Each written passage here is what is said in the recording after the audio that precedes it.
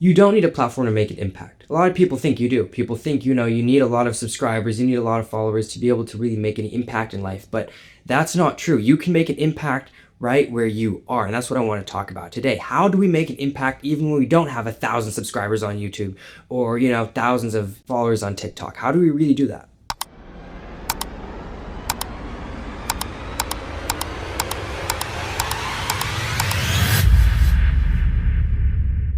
Hey, welcome to Growing Up Kingdom. My name's Daniel, and I'm so happy that you're here. If you've been looking for a place where you feel like you can be encouraged, where you feel like you can grow in your confidence, this right here is a great place to do it. So yeah, make sure you stick around. Today I wanted to talk about making an impact, because culture will always tell you, you need a lot of followers, you need a lot of attention to make an impact, and it's not true. You can make an impact right where you are without needing to wait till you have 5,000 subscribers. I've always thought as a YouTuber, I would feel like I made it when I reached 1.2 thousand subscribers on YouTube. It's a very low number, but I always felt like, that's gonna make it feel like I've actually reached something, right? And I'm actually making an impact. But when I reached that number, I realized, hey, I've been making an impact long before I had that many subscribers, long before I even had a YouTube channel. I was making an impact. And that's what we wanna do. We don't just wanna be making an impact when we're grinding away at some social media platform trying to gain followers and gain supporters.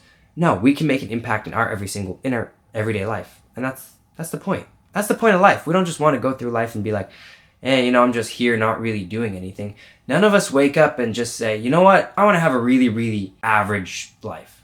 No, we all want to get somewhere. We all want to do something. We all want to leave an impact on people around us. And we can do that without needing all of this, fancy equipment or gear that everyone else thinks they need. So many people in our generation, they want to be content creators. They want to be influencers. They want to be podcasters. But a lot of people say it, and a lot of people will try it, but not a lot of them really stick with it. Because let's be very honest, that's not for everyone. Not everyone's cut out to be a podcaster. Not everyone's cut out to put the work into it that it actually takes. A lot of people think, oh yeah, it's just real easy.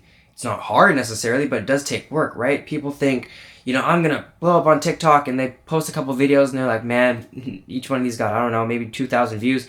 That's not much, I'm gonna quit. And we think, oh yeah, I want impact, I want influence, but then we think it's dependent on how many followers we have. But in my life, I found that honestly, a lot of the biggest impact in my life came from parents, from friends, from youth leaders, from just people around me, not necessarily people online. Yes, those too, but those weren't my biggest influences. I think one thing that we should be very clear on is that impact starts with obedience, and it doesn't start with a platform necessarily. People get, 100,000 subscribers on YouTube because they're already making impact. They have that many subscribers because they're already doing something. They didn't wait till they got there to do it.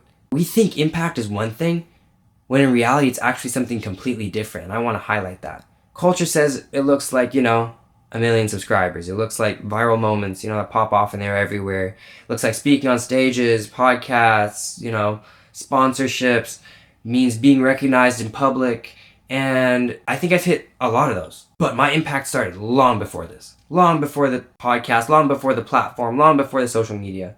What impact really is so much more simple. And you would agree with this, because the people that have had an impact, have had influence in your life, they've had impact in your life for this reason. It's those honest conversations when someone stops and hears you out, when someone encourages you to not give up.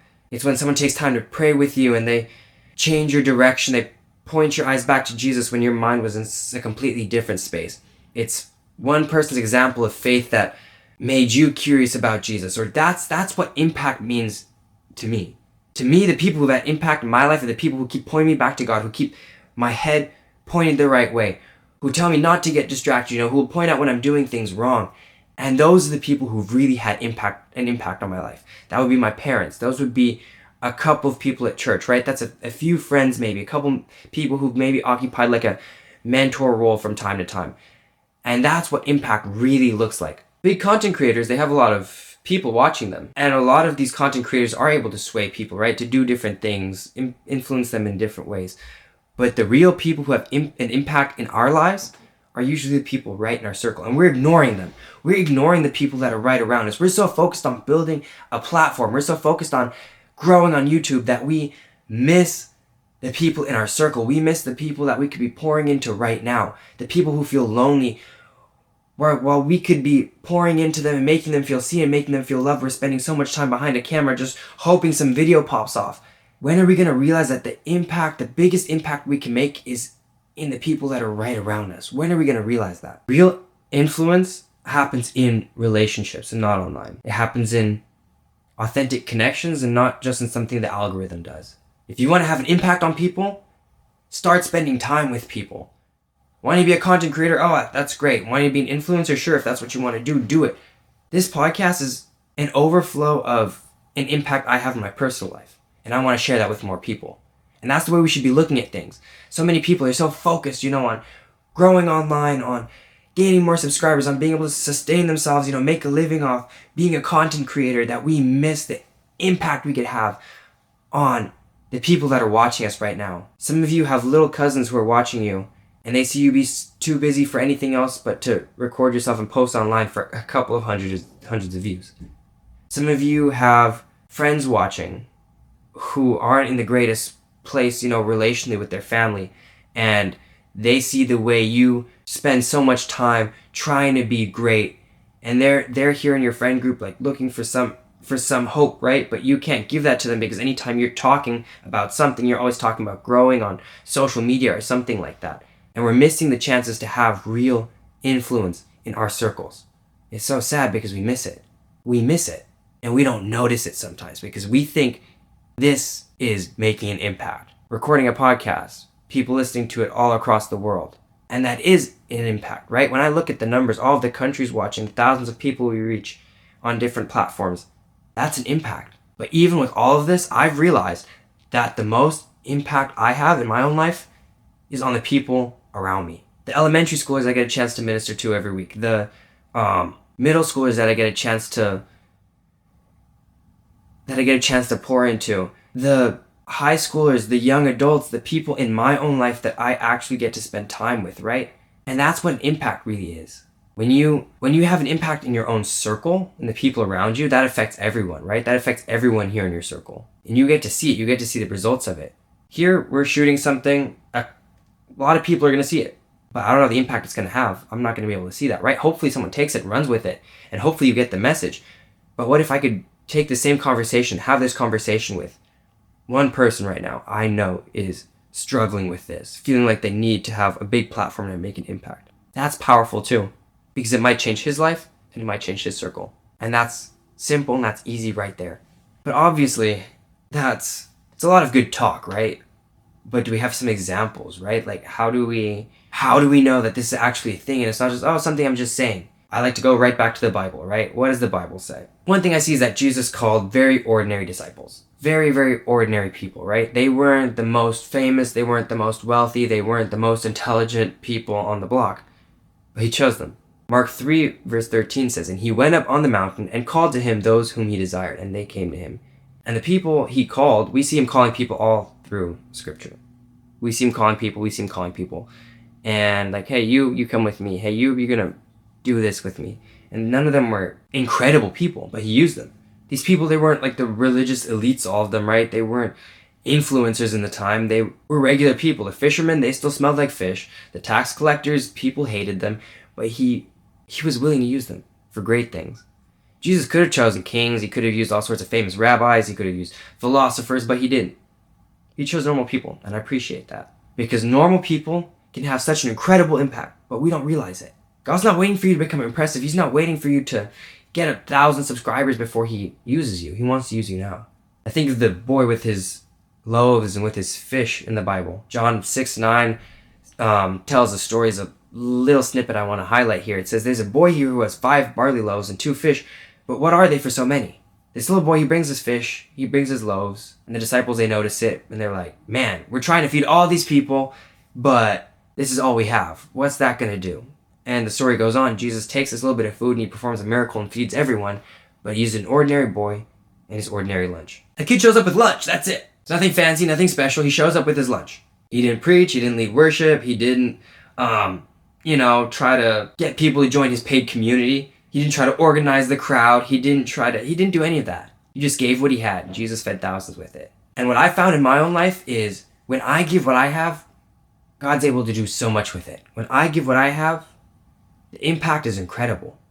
If I keep thinking, wait, I wish I had this, I wish I could do this, I wish I could do this, I get nowhere. If I say, God, this is what I've got and I'm going to use it, then that's where I find I really truly have an impact. Your small obedience could be the seed you need to get somewhere. That's what God works with. God multiplies the surrender and not the status of someone. It's your willingness to do things. It's your willingness to go out and talk to someone else. It's your willingness to go out and follow Jesus even when it's uncomfortable. One more example that comes to mind is the woman at the well. It's this whole uncomfortable story where Jesus talks to this woman and she's not in a great place in life. A lot of people, they don't really like her, but when we come to John 4, verse 39, it says, many Samaritans from that town believed in him, Jesus, because of the woman's testimony. He told me all that I ever did. This is the woman saying, he told me everything that I ever did. Jesus comes and he just tells her everything that she's that she's ever done, right? Gives her whole life story almost, and she's like, wow, you really are the Son of God. And she goes out and tells other people. It's one woman. A lot of people don't really appreciate her. A lot of people don't think highly of her. But she makes such an impact. She wasn't a pastor. She wasn't a teacher. She wasn't a leader. She wasn't an influencer. She had a really messy past, but she had a powerful encounter with Jesus, and she was willing to use that to point other people to him. She just told her story, and a lot of people came to Jesus because of that. She was willing to tell her story. She was willing to use her voice. You don't need theology degrees, although they're nice. You don't need expensive equipment, although it helps. You don't need a big platform with a lot of subscribers, although it makes things a whole lot easier. Your testimony, your life experiences, those are already something you can use. Last thing I want to leave you with is that everyday impact is so underrated. People think, it's the big stuff online that makes an impact. No, it's the everyday things. Your school hallway, your group chat, your work. That's where the real impact happens. That's a platform. People are always watching how you respond, how you forgive people, how you talk to other people, how you show love, and that's what people are watching. So hopefully this has encouraged you a little bit to be like, yeah, I can make an impact in my own circle. Now the question is, how do you do that? Couple of tips right now just to get started. How about you text someone something encouraging when no one else is checking in on them, right? Someone's having a hard time, being there for them, being able to text them. A lot of people, they have a hard time. They just kind of fall out of the friend group. Oh yeah, they haven't been around for a little bit. What if you were to check in on them? What if you were to stand up for someone getting mocked at school? It's uncomfortable. Oh, that's uncomfortable. But what if you were to do it? Don't have to make it a big show. But what if you're bold enough to do that? What if you just start talking about your faith naturally? What if you just start, involving Jesus in conversations, not being preachy, just doing it? Some people are scared even just to post content. If you do have a platform, start posting some Bible verses. Start posting some honest faith-based content. Even if you only have 30 followers, just start somewhere. Luke 16:10 is really impactful to me. It says, one who is faithful in a very little is also faithful in much. And one who is dishonest in very little is also dishonest in much.